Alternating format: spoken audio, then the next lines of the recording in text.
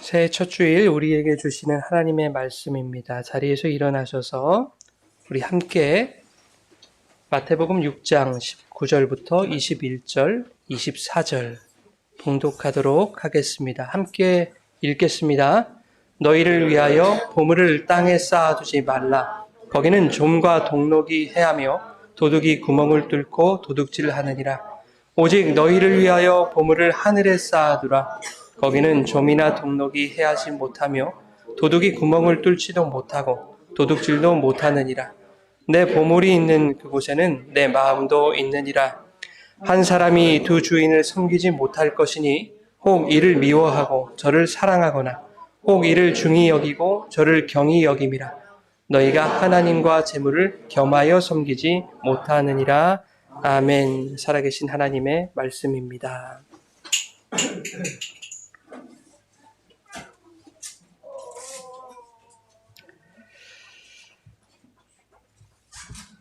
할렐루야.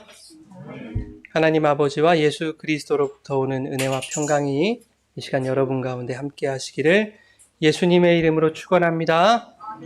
아멘. 오늘은 산상수훈 13번째 시간입니다.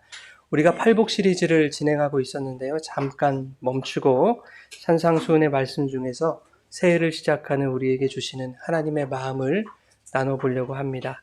주인이 누구인가라는 제목으로 산상수훈의 은혜를 나누도록 하겠습니다. 오늘과 다음 주에 걸쳐서 이어서 이렇게 말씀을 나누게 될 것 같습니다. 2023년도 새 아침이 밝았습니다. 올 한 해도 하나님의 변함없는 사랑과 은총이 우리의 삶에 가득할 것을 믿습니다. 이것을 확신할 수 있는 것은 개척부터 지난 몇 년간을 되돌아볼 때 코로나라는 전 세계적인 어려움에도 불구하고 이 작은 교회가 무너지고 흩어지지 아니하고 함께 예배하며 조금씩 예쁜 모양새를 갖추어 가고 있기 때문입니다. 앞으로도 우리와 함께 하시는 성령께서 그리스도 안에서 하나님의 기쁘신 뜻에 합당한 교회로 조금씩 완성해 가실 줄 믿습니다. 또한 여러분의 삶의 자리에서도 하나님의 거룩한 교회들로서 조금 더 매끄럽게 다듬어 주시고 또한 견고한 믿음의 군대로 세워주실 것을 기대하며 오늘 우리에게 주시는 아버지의 마음을 붙들어 새로운 한 해를 믿음으로 또한 거룩함으로 힘차게 살아가시기를 주님의 이름으로 축원합니다. 저는 창립주일이나 신년이 되면 어김없이 개척할 당시가 떠오릅니다. 저는 누가 봐도 목사감이 아니었고 더군다나 개척할 깜냥이 못 되는 사람이었습니다. 유튜브를 보면 실력 있는 목사님들이 참 많죠. 말도 잘하고 아는 것도 많고 스펙도 좋고 노래도 잘 부르고 인도도 참 잘하시고 정말 세련되게 기도도 참 잘하시고 하는 그런 분들이 참 많습니다.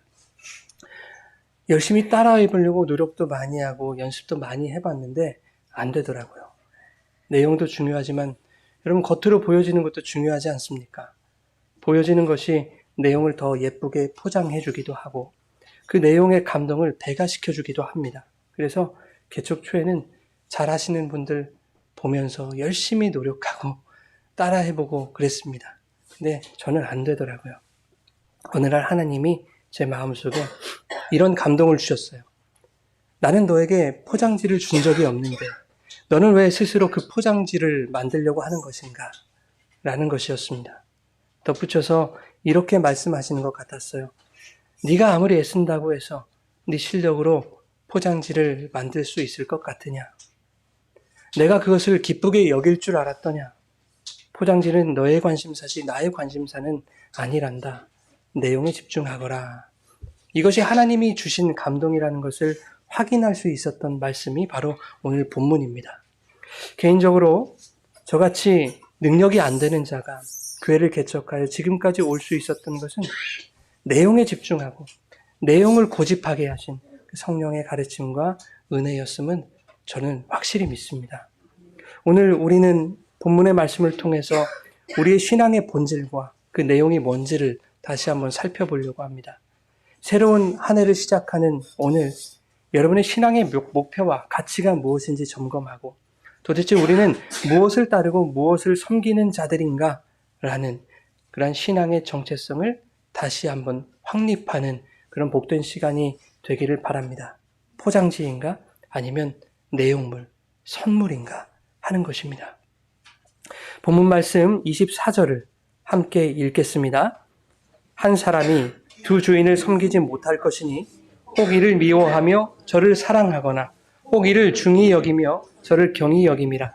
너희가 하나님과 재물을 겸하여 섬기지 못하느니라. 아멘. 오늘 말씀은 한 사람이 두 주인을 섬기지 못한다고 말씀합니다. 한쪽은 사랑하게 되고 다른 한쪽은 미워하게 된다라고 말씀합니다. 어느 한쪽은 중요하게 생각하고 어느 한쪽은 경홀히 여긴다라고 말씀합니다. 사랑하고 그보다 덜 사랑하고의 문제가 아닙니다. 중요하고 그보다 덜 중요하고 문제가 아닙니다. 이 말씀은 적당히라는 표현이 통하지 않는 말씀이에요. 분명한 경계선을 긋고 있는 말씀이다 하는 것입니다.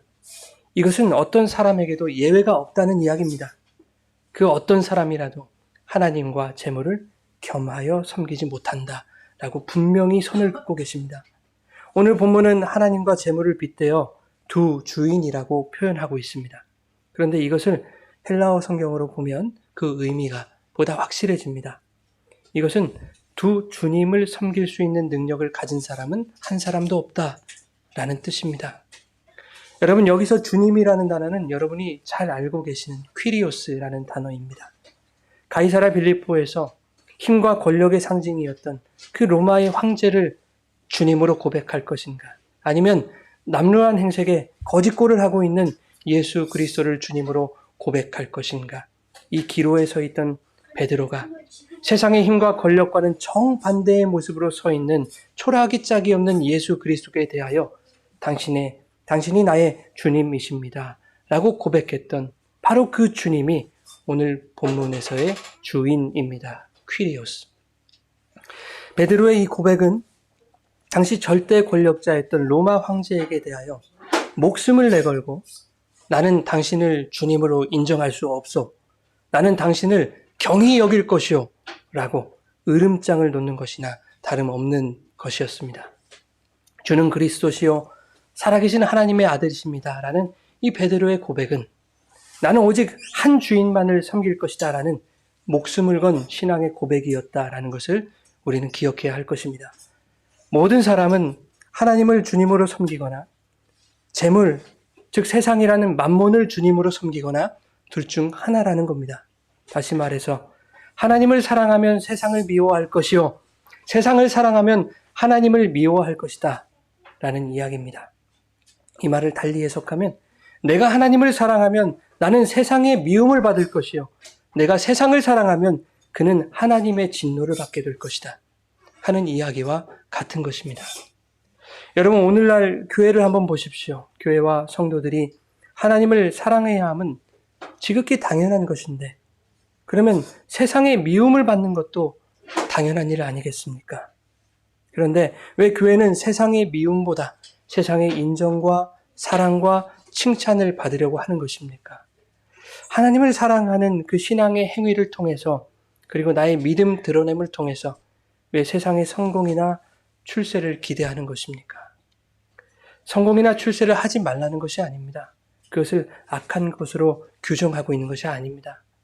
하나님을 사랑하고 하나님을 주인으로 모신다고 하면서 그것을 세상의 사랑을 받는 데 사용하고 있다는 것, 그것이 문제라고 하는 것이죠. 그러한 신앙은 거짓이며 위선입니다.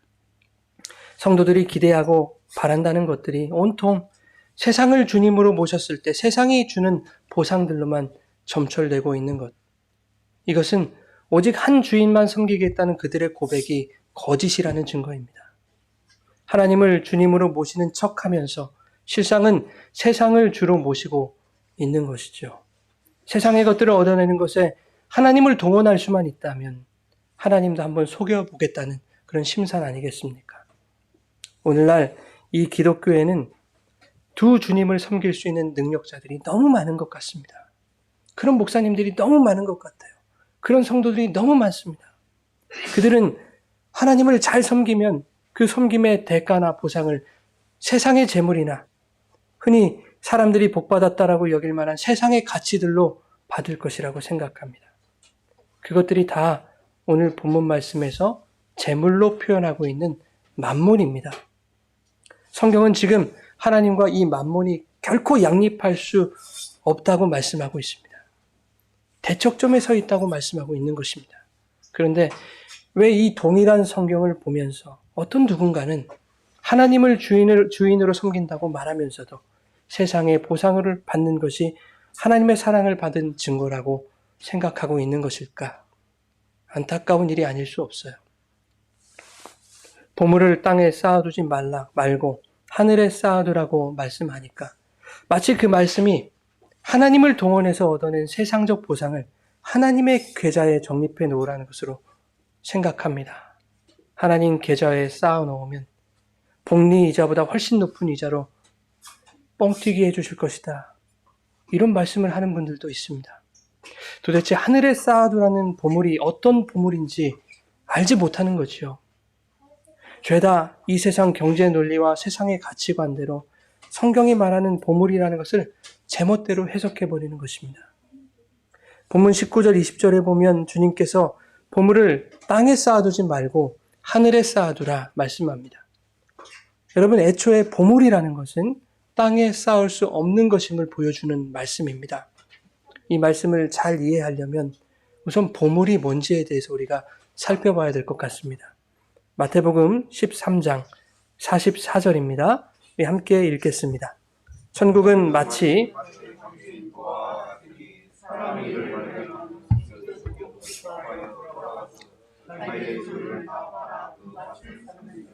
아멘. 천국은 마치 밭에 감추인 보화와 같으니 천국은 보화다. 보화는 천국이다. 라는 논리입니다. 이 보화, 이 천국을 얻기 위해서는 자기 소유를 다 팔아서 보화가 묻힌 밭을 사야 된다. 라고 성경은 말씀합니다. 그런데 자기 소유를 다 팔지 못하여 그 보화가 묻힌 밭을 사지 못했던 자의 이야기가 성경에 나와 있습니다. 마가복음 10장 21절부터 23절 우리 같이 읽겠습니다. 예수께서 그를 보시고 사랑하사 이르시되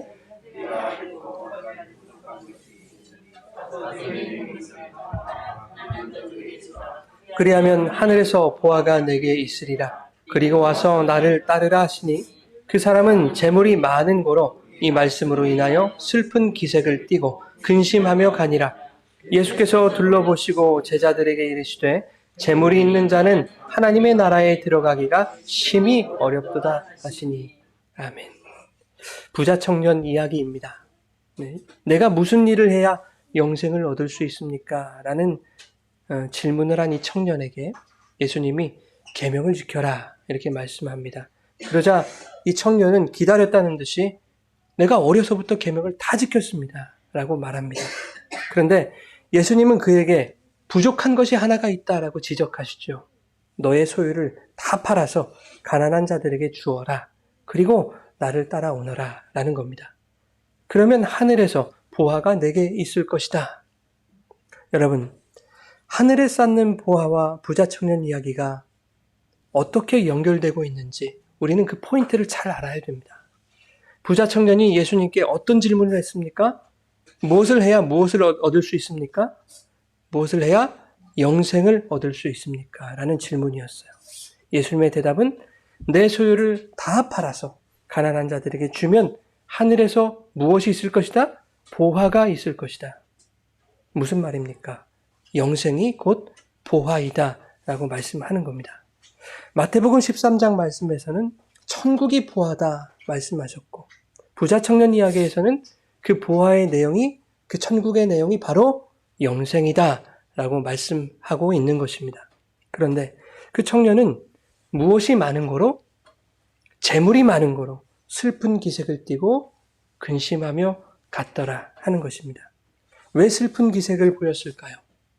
영생을 얻고 싶은데 그러자니 내 재물이 탈탈 털려야 되고 재물을 지키자니 그 영생을 얻을 수 없고 청년은 영생도 얻고 싶었고 자기 재물도 지키고 싶었던 겁니다. 그러나 그것은 불가능한 일이다라는 것을 이 부자 청년의 이야기로 설명하고 있는 것입니다. 하나님과 재물을 겸하여 섬길 수 없다. 두 주인을 결코 섬길 수 없다라고 말씀합니다. 예수님이 청년에게 주시는 메시지는 무엇입니까? 네가 가진 그 재물로는 절대 영생을 살 수 없는 것이다 라는 것이죠. 여기서 재물은 단순히 돈만을 의미하는 것이 아닙니다. 부자 청년 이야기에서 말하는 재물이라는 것은 나의 신앙의 자랑과 자부심, 신앙의 노력들, 나의 신앙으로 성취하는 나의 결과물들, 이런 것들을 말하는 것입니다. 그것을 우리는 소위 율법이라고도 얘기합니다. 이렇게 하면 내가 이렇게 해줄게, 이것을 지키면 이렇게 될 거야 하는 그 율법입니다. 그래서 선한 사마리아인의 비유에서 율법교사는 하나님 사랑, 이웃 사랑이 불가한 사람이었어요. 그러므로 율법으로는 결코 구원받지 못한다, 주님이 말씀하셨던 겁니다. 나의 신앙의 행위와 열심과 노력을 통해서 영생도 천국도 나의 재물로 내가 쌓을 수 있다라고 생각하는 것, 영생을 얻는 일에 있어서 나도 그 영생 얻는 일에 일조했다, 그렇게 나의 신앙의 열심과 행위를 인정받기 원하는 것, 여러분, 이러한 것들이 재물입니다. 내가 소유하고 싶은 세상적인 가치와 힘과 재화들을 빼앗기지 않으려는 것, 이러한 마음들, 이러한 생각과 이러한 행위들, 이러한 삶의 모습과 태도와 양태들, 이 모든 것이 무엇입니까? 재물입니다. 오늘 본문에서는 만몬이라고 얘기하고 있는 것입니다. 그런데 오늘날 교회를 보십시오. 이 만몬, 이 재물을 더욱 많이 소유하도록 가르치고 있지 않습니까? 더 열심히, 더 많이 헌신하고 봉사하고 섬기고 열심을 내면 하나님이 감동해서 당신들의 필요를 채워주시지 않겠는가라고 말입니다. 당신들의 신앙의 열정과 노력을 통해서 하나님이 하늘의 보화를 내려주시지 않겠는가라고 그렇게 가르칩니다. 보화가 뭔지를 모르는 것이죠. 여러분, 성도들의 신앙의 열심과 열정, 노력과 헌신은 분명히 필요한 것입니다. 그러나 그것들이 하늘의 보화를 얻어내기 위한 수단이 될 수는 없는 것입니다. 그것은 하늘의 보화를 이미 얻은 자들이 감당해낼 수 있는 것이죠. 하늘의 보화는 우리의 실력으로 살 수 있는 것, 얻어낼 수 있는 것이 아니라 하나님의 사랑과 예수 그리스도의 십자가 은혜로만 주어지는 것입니다. 오직 은혜로 말미암아 보화를 소유하게 된 자들의 삶에서는 그 신앙의 열심이나 적극적인 삶의 행위들이 나타날 수밖에 없는 것이죠. 여러분, 보화는 천국이고 영생이라고 말씀드렸습니다. 그런데 이것을 다른 말로 하면 예수 그리스도 아닙니까? 예수님은 하나님 나라 천국이시고 그분 안에 영생이 있습니다. 골로새서 2장 3절과 2절과 3절 우리 같이 한번 읽겠습니다. 시작. 이는 그들로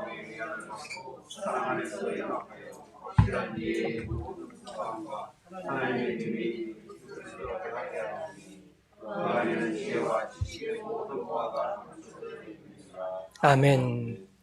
여러분, 보화가 어디에 감춰 있다 말합니까? 하나님의 비밀인 그 예수 안에 보화가 감추어져 있다 말씀합니다. 지혜와 지식의 모든 보화라고 말씀합니다. 그런데 모든 지혜와 지식이 바로 진리의 말씀이신 예수 그리스도 아닙니까? 그래서 예수님이 바로 우리의 보화인 것입니다. 이 보화를 소유하여 예수님이 내 안에 살고 계시는데 어떻게 우리가 아무것도 안 할 수 있겠습니까? 어떻게 열심을 내지 않을 수 있겠습니까? 그 사람의 기질과 성향에 맞게 그들 안에서 주의 성령께서 분명히 일하고 계신단 말이죠. 그렇다면 하나님이 기뻐하신 신앙의 행위들이 우리의 삶에서, 우리의 생각 가운데, 우리 입술 가운데 분명히 나타나게 될 것이다 하는 것입니다. 자, 우리는 보화가 무엇을 말하는 것인지 이제 알게 되었습니다. 그러면 그 보화는 어떻게 얻을 수 있다고 했습니까, 여러분? 예수님이 부자 청년에게 뭐라고 하셨어요? 너의 소유를 다 팔고 가난한 자들에게 나누어 주고 그리고 나를 쫓아라 라고 말씀하지 않으셨습니까?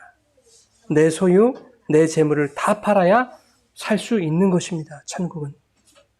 이렇게 말하면 덜컥 겁이 나지 않아요, 여러분? 아, 이제 저 목사 양반도 본색을 드러내는구나. 다 팔아서 교회 갖다 바치라 하는구나. 물론 우리 중에는 그렇게 생각하실 분 안 계시겠지만 사실 오래전 우리 선배들은요. 그렇게 가르치는 경우가 참 많았습니다. 여러분이 가진 동산, 부동산, 재산 다 정리해서 그것을 교회에 바치고 구제하고 그러라는 말이 아닙니다. 내가 이렇게 저렇게 신앙에 열심을 내고 율법도 지키고 행하면 나도 하나님께 인정받을 수 있겠지. 그렇게 인정받으면 내가 간절히 원하던 그거 하나님이 주시겠지. 여러분 이거 내려놓으라고 말씀하시는 것입니다. 내 소유를 다 팔아 가난한 자에게 나누라는 말의 뜻이 무엇입니까? 다 팔아서 나누면 내가 가난한 자가 된다는 것 아니겠습니까? 네가 가난한 자가 되어야 보화가 주어진다 라는 뜻입니다. 여러분 보화가 없는 자에게 필요한 겁니다. 그렇지 않습니까? 부자 청년이 근심한 이유가 무엇입니까? 자기가 가진 돈을 보화로 여겼기 때문입니다. 자기가 보화를 가졌다고 생각하는 자들에게는 보화가 적극적으로 필요하지 않습니다. 내가 가진 것이 보화라고 생각하고 있기 때문에 둘 사이를 재는 거죠. 내가 가진 것이 더 비싼 보화일까? 아니면 예수의 말대로 다 팔아서 나누어 쓸 때 얻는 그 보화가 더 가치 있는 보화일까? 이 둘 사이에서 재고 있는 겁니다. 내가 1,000만 원을 헌금해서 얻어지는 것의 가치가 1,000만 원보다 덜하다면 여러분 헌금하겠습니까? 자기 것으로 가득 채워져 있는 그 자에게는 하늘의 보화가 비집고 들어갈 틈이 없는 것입니다. 다 팔아 나누어주는 그 가난한 자에게는 보화가 들어올 공간이 얼마나 넉넉하겠습니까, 여러분? 아무것도 없으니. 그러면 어떤 가난함을 말하는 것인가? 우리는 이미 다 배웠습니다, 팔복에서. 정말 땡전 한 푼 없는 거지가 되면 천국이, 그 보화가 우리에게 주어진다는 말인가? 이것이 바로 세상적 가치에서 나오는 성경 이해의 오류인 것입니다. 부자, 거지, 재물, 보화, 상급. 이러한 개념들은 세상의 돈의 개념과 연결시킬 수 없는 것이죠. 세상의 돈의 개념과 연결시키니까 우리가 오해할 수밖에 없는 것이거든요. 성경이 말하는 부자, 거지, 재화, 보화, 상급 이런 개념들은 우리의 물질을 포함하는 것이기도 합니다. 분명히. 그러나 세상의 물질적 개념과는 전혀 다른 것일 수도 있어요. 여러분 속에 신앙의 본질이 있는가 없는가의 상태를 설명하는 개념들입니다. 심령이 가난한 자는 복이 있나니. 여러분 심령이 가난한데 그게 어떻게 복이 될 수 있냔 말이죠. 세상은 가난한 것을 저주라고 하지 않습니까? 그런데 성경은 그 가난함이 복이라고 말씀한단 말입니다. 심지어 심령이 가난한 자는 천국이 그들의 것이다 라고 말씀하죠. 심령이 가난해야 천국의 보화를 복으로 얻는다. 나의 재물을 다 팔아서 탈탈 털려 가난한 자가 돼야 천국을 보화로 얻는다.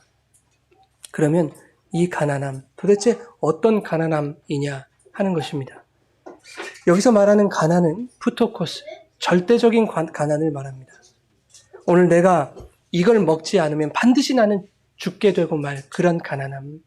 그러니 내가 오늘 살기 위해서는 반드시 이것을 먹어야만 하는 그 갈급함입니다.